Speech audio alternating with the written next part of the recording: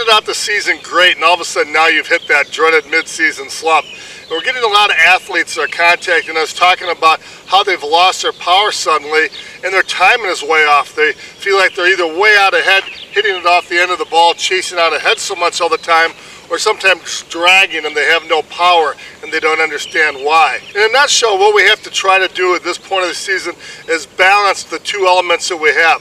The rotation of the hips open and the drive and extension of their hands. If they aren't done at the same time in a real natural motion, we find out that if we rotate our hips too much and don't extend, we end up dragging the bat head and we get a real lazy swing. We don't get that second level bat speed. Conversely, if we don't turn the hips very well and we just land and we don't explode open at a great speed, we find ourselves extending, getting out early, diving down underneath the ball in the second half of the swing, cleaving pop-ups and beating the ball on the ground. What happens with a lot of hitters is they start to try to guide the bat head into the ball. And you have to reach a level of explosiveness on that boom or on that rotation and drive. That part of the swing is over in a tenth of a second, so you have to understand that we have to make that too fast to analyze. We can drill it, and we can go ahead and rotate and drill to the point of contact, rotate, drive, and snap with the perfect snap to the point of contact. But once we actually get in the game, we can't think stop there. We have to think boom all the way through and finish with the swing. That has to be that level of explosiveness. For instance, if I go to jump and grab the basketball rim, which would be quite a stretch, I go down, I go up like this, my toes don't get off the ground because I didn't reach that level of explosiveness that I need to make it work right. If I get just a little bit of explosiveness with it, I can actually get off the ground. Same thing with the swing. You have to cut those hips and that drive and extension of the hands together full go, at least 90% of what you have.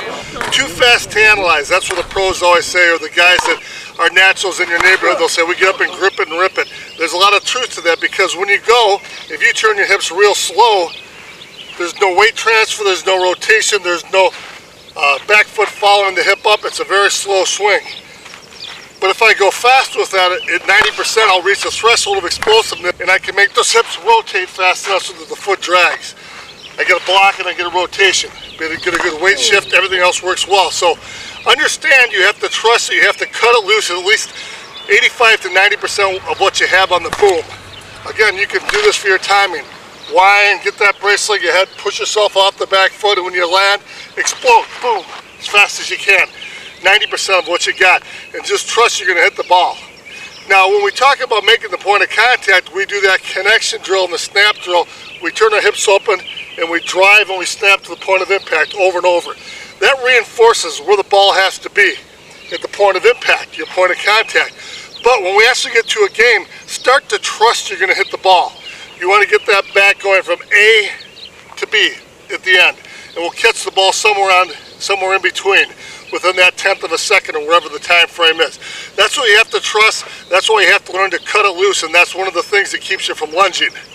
If I take my stride and rotate, but if I go real slow with the hands driving them A to B, there's a tendency for me to get outside of the rotation. But if I rotate and explode the hands ahead as fast as I can, there's no way I can beat the rotation. Conversely, if you're dragging and losing power, when you take your stride, you rotate really fast, but you don't drive and extend your arms early and then sync with your hips. You end up dragging the bat. Drills we can do to work on it individually and then sync it together, of course, as a rotational trainer. Boom! Boom! And get that degree of explosiveness, beat that threshold of explosiveness on the hips so you go real easy and then explode open. Helps you set the angle and everything else. Then you can do the perfect snap drill, but work on it both ways. Take the perfect snap drill, have the hips part way open, and as you turn your hips, drive and extend to the point of impact. If you start to really think about the bat head hitting the ball every time, you're going to slow down, you're going to get to the point where you guide it. This part of the swing has to be so fast you just trust it. You drill it and then you trust it. So to take that next step forward on that, we turn the hips open, we do the perfect snap drill, but the full extension. Get your bat traveling on the path.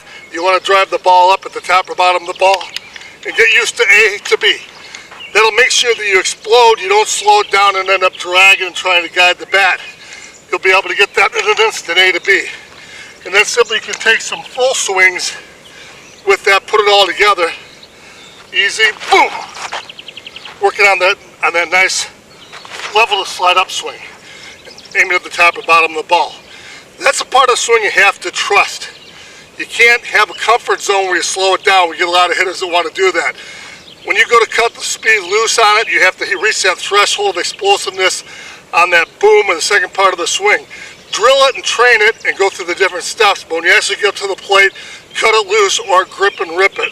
Slide tube and guide rope is absolutely awesome for a pregame warm-up because you can hook it between the fence and go anywhere you want, and it really promotes your ability to develop that right angle because it's already set on the angle, and just that ability to go easy, boom, explode. A to B. Again, you drive and you get going at that right angle. Gets you on the correct angle, gets you going to snap.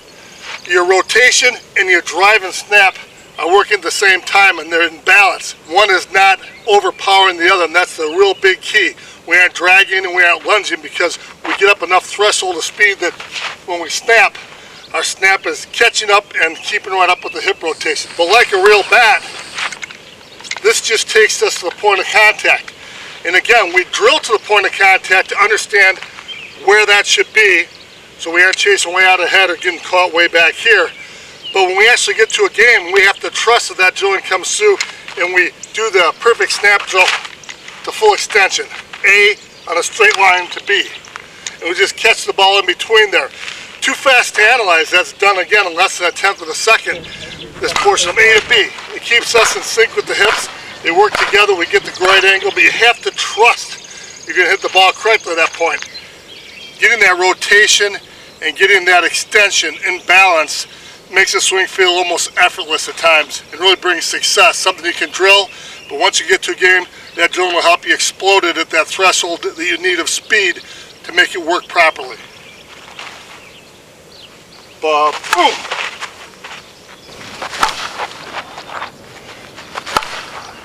Ba-boom! Doesn't get any better than that.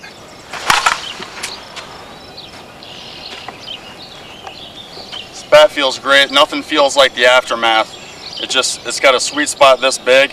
It jumps right off of there. It's got a really unique sound and unique feel.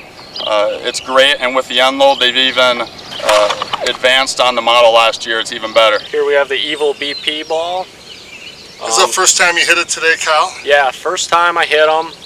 They feel a little more consistent compared to the competitor's ball I've been using. The two-colored, I could tell my top spin, my back spin. So I really like it. It's got good carry, and I'll tell you what, that ball you're holding probably has 8,000 swings on it. You know, it's got a ton of swings, and it's got a good pop, doesn't it? Yeah, definitely. A lot of pop. One of the greatest products we've come upon in past years is the GT, and we're endorsing it now. I'm about 6'3", 6'4". It's hard to get a tee to get up to my chest high pitch level, which is where I like it. This telescopes all the way up. It goes up to here. I mean, the key to it not tipping over is the flexibility and the durability of the top. It flexes a lot, so even if you catch a little bit of the tee, it flexes and it doesn't tip the tee over. ET fits right in my bag, so I can take it to any tournament or take it to any lesson and just pull it right out. The base fits right in there.